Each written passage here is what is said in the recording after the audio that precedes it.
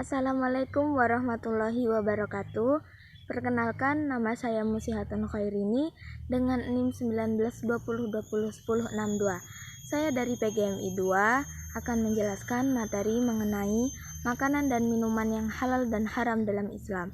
Materi ini saya jelaskan untuk memenuhi tugas UAS mata kuliah PMI dari dosen pengampu Miftahul Husni MPDI. Nah, untuk yang pertama saya akan menjelaskan terlebih dahulu apa itu makanan halal.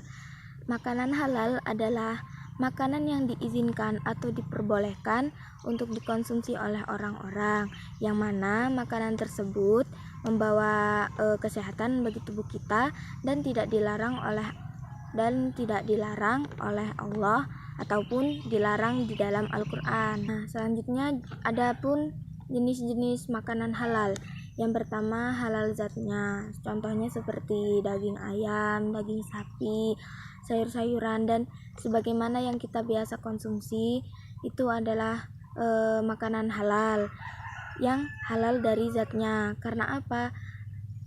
Makanan-makanan tersebut mengandung banyak vitamin ataupun protein yang mana bisa menyehatkan tubuh kita.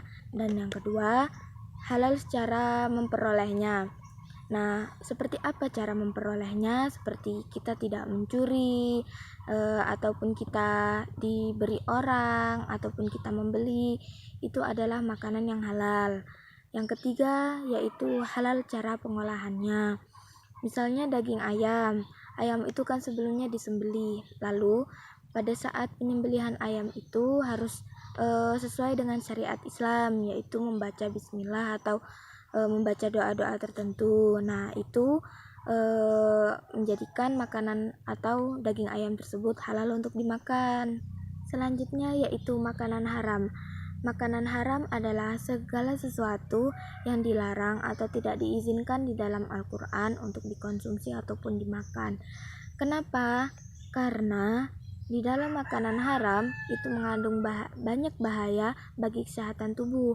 Maka dari itu kita dilarang untuk memakan makanan haram. Jenis dari makanan haram itu sendiri yaitu karena zatnya. Nah, seperti daging babi. Daging babi itu di dalamnya mengandung cacing pita, yang mana kalau kita makan itu mengandung itu akan membahayakan tubuh kita, membahayakan kesehatan kita. Maka dari itu daging babi najis dan pula haram untuk dimakan. Yang kedua, sesuatu sebab yang tidak berhubungan dengan zatnya. Contohnya makanan yang tadinya halal itu menjadi haram. Contohnya seperti makanan yang tadinya halal, daging ayam. Namun kita mendapatkan daging ayam tersebut dengan cara mencuri punya seseorang. Nah, itu kan tadinya halal, lalu hukumnya menjadi haram karena kita mencuri itu. Selanjutnya saya akan menjelaskan manfaat dari makanan halal dan haram. Yang pertama saya akan menjelaskan makanan halal terlebih dahulu. Yang pertama, membawa ketenangan hidup dalam sehari-hari. Kita sehari-hari memakan makanan yang halal, itu akan mendatangkan ketenangan tersendiri bagi hati kita dalam kehidupan sehari-hari. Kenapa? Apabila kita mengkonsumsi makanan yang haram, tentu hati kita tidak tenang atau gelisah karena kita telah karena kita mengkonsumsi makanan yang tidak baik atau membahayakan tubuh kita. Yang kedua, dapat menjaga kesehatan jasmani dan rohani. Tentunya makanan halal tersebut mengandung banyak vitamin ataupun protein yang mana bisa menyehatkan tubuh kita. Yang ketiga, mendapat perlindungan dari Allah. Tentunya makanan halal adalah makanan yang diridhoi oleh Allah. Lalu kita yang mengkonsumsi makanan halal akan selalu mendapat perlindungan dari Allah, seperti terbebas dari penyakit atau sebagainya. Nah, yang keempat, tercermin kepribadian yang jujur dalam hidupnya dan sikapnya.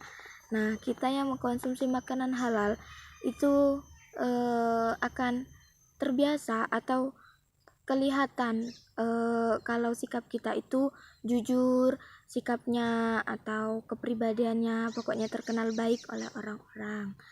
Yang kelima, rezeki yang diperoleh barokah dunia akhirat. Tentunya kalau kita mengkonsumsi makanan halal itu mendapat keberkahan dari Allah. Lalu yang selanjutnya mudarat makanan haram. Maaf, saya tadi mengatakan manfaat makanan halal dan haram. Yang mana makanan haram itu tidak ada manfaatnya. Yang pasti ada mudaratnya. Yang pertama, doa tidak mustajab. Kalau seseorang mengkonsumsi makanan haram, dia berdoa tidak akan diijabahkan oleh Allah karena dia memakan makanan yang tidak diridhoi oleh Allah. Nah, yang kedua, uangnya banyak namun tidak berkah. Sebaliknya, kalau kita mengkonsumsi makanan yang halal, tentu kita akan mendapatkan keberkahan. Meskipun kita mempunyai uang sedikit, namun itu berkah.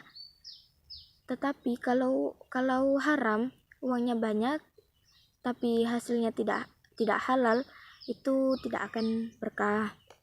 Yang ketiga, rezeki tak berkah dan hidup tidak tenang. Nah, seperti yang saya jelaskan tadi mengenai makanan halal, orang yang mendapatkan sesuatu dari cara yang haram, hidupnya tidak akan tenang. Nah, yang keempat, nama baik dan kepercayaan jatuh bila ketahuan. Nah, misal kita sudah mencuri makanan, otomatis makanan itu haram dan kita ketahuan oleh orang yang kita curi tersebut. Otomatis orang itu tidak akan percaya kepada kita lagi, orang itu tidak akan mengenal kita baik lagi ataupun sebaliknya. Nah, yang kelima, merusak secara jasmani maupun rohani. Karena makanan haram itu mengandung banyak bahaya ataupun najis ataupun intinya tidak berkah, maka kita bisa cepat terjangkit penyakit karena makanan itu haram ataupun tidak suci. Seperti yang daging babi itu sendiri, itu bisa mendatangkan penyakit karena daging babi tersebut mengandung cacing pita. Seperti itulah penjelasan saya tadi. Mohon maaf apabila ada salah kata. Saya akhiri. Wassalamualaikum warahmatullahi wabarakatuh.